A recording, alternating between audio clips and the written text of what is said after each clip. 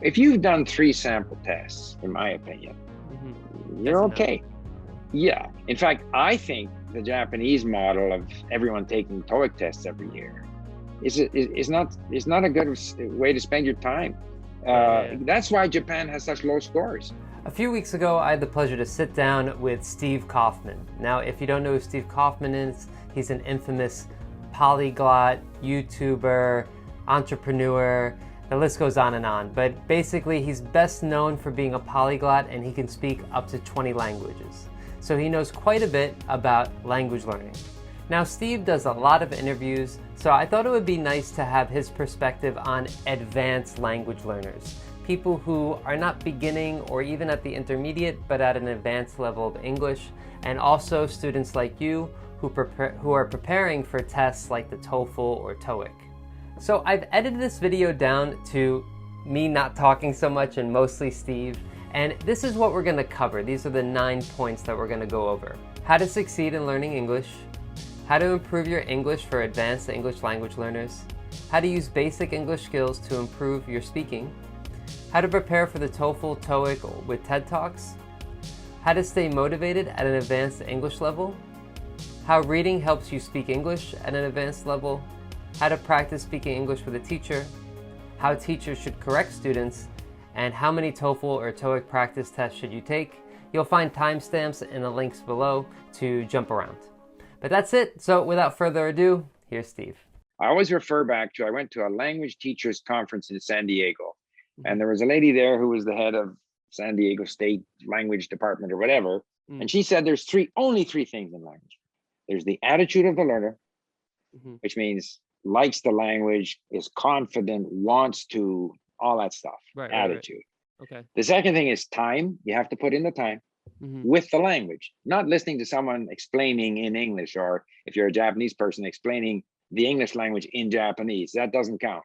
It's time with the language. And then the third thing is developing that ability to notice what's happening in the language, which normally comes if you have enough. And the three are related, because if you like the language, if you want to be doing it, you're more attentive to what's happening. You're going to put in the time. The more time you spend with the language, the more things you notice. So that those three things are very much connected. When you are at an advanced level, you need to do more reading and listening for a number of reasons. First of all, if I look at TOEIC or TOEFL, and I have seen people with good scores in TOEIC and good scores in TOEFL who don't understand very well. When you speak to them, you can tell that they don't really understand very well, don't use the language very well, don't use words very well. So to me, the advanced people need to get better, need to have a broader vocabulary. And when we look at, the frequency of words, the most frequent 1,000 words show up frequently. That's why they're high frequency. Right. But the frequency declines very, very, very quickly. Right. And so to get these other words that you need, that the native speaker has in any language, native speaker of Japanese, of French, of English, whatever, native speaker has been at his or her own language for 20, 30, 40 years, they have a large vocabulary because they've heard so much of the language and they've read so much in the language. And in order to acquire that vocabulary, you won't get it from lists. You have to get it through exposure. And so therefore, an advanced person needs to be even more, motivated towards this extensive listening and reading. However, it depends. If it's just the sort of listening and reading part of TOEIC, not the speaking part, then to my mind, the emphasis has to be on vocabulary, a broad vocabulary. Again, if you do a lot of listening and reading, you have a sense of what's correct and not correct. So a lot of spots in TOEIC, they ask you, is this correct or that correct? You don't want to spend a lot of time thinking about it, going through rules in your brain. It's got to be automatic. And a native speaker doesn't have to think about it. A native speaker knows what's correct. And so the learner has to get close to that kind of an instinctive sense because they've seen it so often, heard it so often. This is correct. The other thing is, my experience with TOEIC and TOEFL is you have to be a good reader. You have to read fast, because you have a certain amount of text to go through and then answer questions. So if you read that quickly, and if you have an instinctive sense of what's right, and if you understand it well, if you have good listening comprehension, you go through it quickly. If you don't read well, if you don't have good listening comprehension, if you don't have a broad vocabulary, every question is a struggle. Sure. And you don't want to be in that situation. You want to be in a situation where you're breezing through it. You've got an extra 15 minutes to go back. Okay. And this is not sort of a method that we developed. It was actually developed in the States. These teaching proficiency through reading and storytelling, or something, TPRS. Okay. And the idea is that you have the same story told with two different points of view. So it could be two different people. First, okay, it's, Josh did this, and then Josh says, I did this. Or it could be a different tense. Okay. I did this yesterday, tomorrow I'm going to. But it's all the same verbs. It's all the same stuff. And so you're getting it twice. And then we ask questions. So you'll hear the statement, Josh went to the library. Then the question is, did Josh go to the grocery store? No, Josh didn't go to the grocery store. He went to the library. So the same vocabulary repeats 3 more times. And you're getting, question, you're getting negative, you're getting all kinds of stuff. And you're able to focus in on structure and on verbs, because the content, by the time you listen to it 10 times, you know the content. Right. But it's just very good training. So it's not only a great place to start, it's great for intermediate learners, but even for advanced learners who don't speak well, maybe who understand well, but don't speak well, it's a great place to train. And verbs are very important. I'm sure you've had that experience. If you want to talk about something, you need, want, need, go, come, hope. These are all the kinds of verbs that you have to, I think, and basic structures like, or even in my opinion, on the other hand, although these all come up all the time. So those are the mini stories.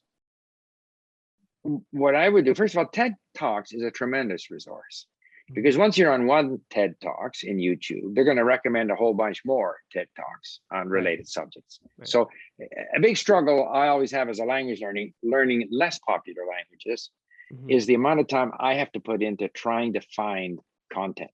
Okay. People who are learning English are so fortunate because there's so much stuff out there. Right.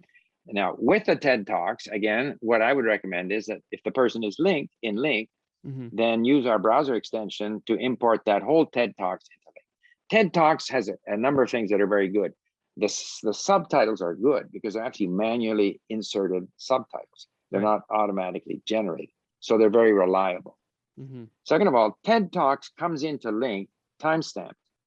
So we have a function at Link, which is sentence view. So you can go through that whole TED Talks sentence by sentence, have the sentence sitting there in front of you. If there are words you don't know or you want to review again, or phrases that you think are important that you want to use, you save them and you analyze it in that sentence. You can then hear the audio, the natural audio, not text to speech, the natural audio for that sentence. And you go through, if the TED Talks is 20 minutes long, it might take you half an hour or longer to go through sentence by sentence, but you can hear each sentence. And I would do that because I would think for the average learner, there's going to be words and phrases in that TED Talks that they don't understand or that they would like to be able to use.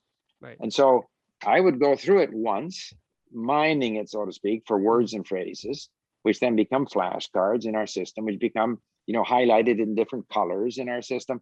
But then I go away and I listen to the TED Talks without the text. Okay. And of course, my comprehension goes down. Sure. Because which is fine, and then read it again and then listen to it again. I wouldn't listen to the same TED Talks more than 3 times because when you're at the early stages, like with the mini stories, you can listen 20, 30 times. But when you're that advanced, you have to maintain that level of interest. So once you've kind of got a sense of what that TED Talks is about, you should push yourself to the next TED Talks. So I would do each of them about 2 or 3 times. The words and phrases in there that you want, they'll show up again. They're in your database. You needn't worry about them. If they show up in another TED Talks, they'll be highlighted for you already. This is something you've seen before, this phrase.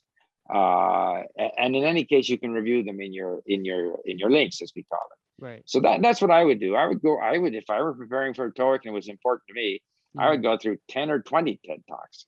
Okay. Yeah. And listen to them in your car, listen to them on the train, listen to them wherever you are. And then every so often go in there and look for the things that you didn't quite get, that you didn't quite understand. And I would do them sentence by sentence. Well, I can tell you what I feel. So when I started Link, all the words are unknown to me. Now, if I'm starting a language, say Portuguese, where probably a lot of the words I will know what they are, even if I'm new to the language, because it's similar to Spanish or French or whatever. Okay. But and if a Japanese person who's been studying English goes on to Link, the system Link considers all these words unknown, because it's the first time that learner is on a lesson. But in fact, that learner will read a lesson and know if there's 600 words in the lesson, they may know 550 of the words or 580 of the words. So what happens then is when he's finished that lesson, or she, then the system says, okay, these are now 500 words that you have learned. When they bring in another lesson, which could be a TED Talks, now that second lesson will be there'll be white, in other words, known words sort of scattered throughout it, as well as yellow words. Yellow words are words that you have saved, words that you looked up in the online dictionary, you saved them. And so as you progress in the system, you see fewer and fewer blue words, more and more yellow words, more and more white words. And we also tell you the percentage of new words. So when I start to see that I'm bringing a newspaper article in from, or something from the Al Jazeera website in Arabic, and there's only 10% new words for me, whereas it used to be 40% new words, I know that I'm making progress. And when I see that I have 20,000 known words in Arabic, I know that I didn't have 20,000 words, known words, a year ago. So I am making progress. And I know that it's easier for me now to read those articles and to listen to them and understand them. So we have statistics that track, and you can track right back to the beginning, month by month, what you were doing, and you see the sort of cumulative increase of known words, number of hours of listening from month to month. So you're able to track your level of activity, the number of words you've read, the number of words you've saved, the number of words you have moved to known, because in the system, you might see a yellow word 3, 4, 5, 7 times, and now I know, it moves to known. So these statistics give you a sense that you are improving, because what you said is quite correct. When we start in a new language, I often call this the upside down hockey stick. So, at an early stage, you go up quite steeply, and you have a sense of achievement, and you can say a few things, and you think, wow, look at me. But in fact, the road from there to genuine fluency is a long, long, long road. And so in order to give yourself that sense that you are, in fact, improving, you have more and more known words. In fact, you do understand more. The more you understand, the better you can speak. So if you get more opportunity to speak, you will be activating more and more of that passive knowledge. So what we do at Link, at any rate, is we track the sort of statistical, evolution of the learner. That's not always, sometimes the person may still feel frustrated, but at least you can say, I did this, this month I listened so many hours. So I think part of it in language learning is to say, as long as I'm active, if I spend the time, I'm going to improve. The brain improves. Like, we have to trust the brain.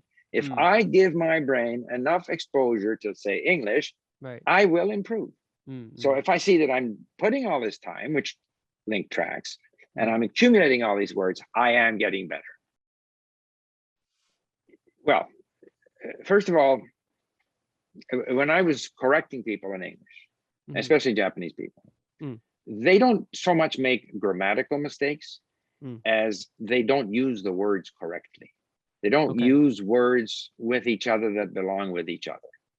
And I still think that lots of listening and reading gives you a better sense of which words belong with which words. And I have seen many Japanese people who say, I understand, I have good comprehension, but they haven't listened enough and read enough to the point where the natural phrasing, the words that belong together, are second nature to them. So I still think they have to continue with the listening and reading activity. However, to speak well, you have to speak a lot. Like if a Japanese person went to the US or Canada or England and had nothing but English speaking friends, and if they went into that experience with a solid base in comprehension, so that they could go out with 4 or 5 native English speakers, and everybody's talking a mile a minute in 5 different directions, and they totally understand that, conversation. And they speak, in the first couple of nights, they're struggling and they're afraid to say something because they think they can't speak fast enough to really participate. And they work their way through that. But within a couple of weeks, they'd be speaking very, very well. So I always say that, eventually you have to speak a lot, but you need a good level of comprehension. And because you can't go out with people and keep on saying, I beg your pardon, sorry, what did you say there? You'll feel very uncomfortable. So I feel that people overestimate their own levels of comprehension, whether it be written or spoken, oral. So, but when they have some confidence in their speaking, then they should speak more. But they should also have this sense that I have all these words and phrases in me that I want to start to use, so that it's almost bursting out of you because you've listened so often. With speaking, what I do is I go one-on-one. I'm not a big fan of being, in a class with 5 other people whose native language is the same as mine. I don't want to hear those people. I only want to deal with the native speaker. Okay. Sorry. So it's one-on-one online, and I asked my tutor. First of all, I want my tutor to be very good at keeping me going. So I don't have to think about what to talk about. The tutor will, and I have this excellent tutor in Iran, and I have an excellent tutor in Cairo. She in Iran is a lady, and the guy in Cairo is a guy. But they're both excellent. Like I don't have to worry that we're not going to be able to fill up the hour. They keep me going, and I enjoy meeting with them. And we talk about all kinds of things. And at the end of the hour, they'll write up a list of about 15 words and phrases or more that I didn't use correctly, that I struggled with, that I couldn't remember, that I got wrong. They send me that and record it. And so I have a record of every lesson, every conversation that I've had. Could go back 6 months. I find that I make the same mistake week after week, by the way. So anybody who thinks they get corrected once and then they fixed it, that's not the case. But through this, through listening to it, through engaging with them, slowly I improve. See, I feel that most of our mistakes we're going to correct ourselves. We have to get comfortable speaking. So I feel, rightly or wrongly, that my tutor enjoys talking with me. So I enjoy talking with my tutor. So if my tutor interrupts me every sentence, then all of a sudden my tutor obviously doesn't enjoy talking with me. She or he is just correcting me all the time. I consider them my friends. We're talking. And I've had the experience when I was a tutor and I'd correct someone in midstream. It had no effect on them. I mean, they continued to make the same mistake. So I would rather they don't even correct me. Like at the end, I get the list here, and I can remember our conversation. I can remember 2 months, later on, as I go through this list, roughly what we were talking about. And this is the correct structure. This is the correct phrase. This is the word that belongs here. And that gradually, and the key word in language learning is gradual. There's no instant fix.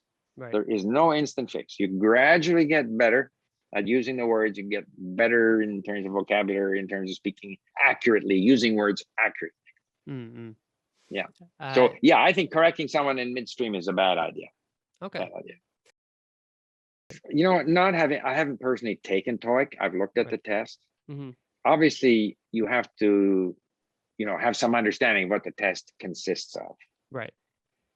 But I think there's a rapid sort of diminishing returns in going through sample after sample after sample, because what you get, you're sampling what? You're sampling the language. So you're better off to invest that time in allowing your brain to get used to the language so that your overall skill increases. if you've done 3 sample tests, in my opinion, you're okay. Yeah. In fact, I think the Japanese model of everyone taking TOEIC tests every year is not a good way to spend your time. That's why Japan has such low scores. Like in other countries, they take the TOEIC test at the end of several years of study. Where do I sit? Where's my level? Whereas in Japan, it's kind of like it's like part of their learning process. And so they start off getting low scores and gradually get higher and higher scores. I personally would rather, if I were doing it, I would say, I want to get my, on a linked basis, I want to get my known words total up to 50,000 words. 50,000 words? 50,000 words. And then I'll go in there and I'll get 750 or 800.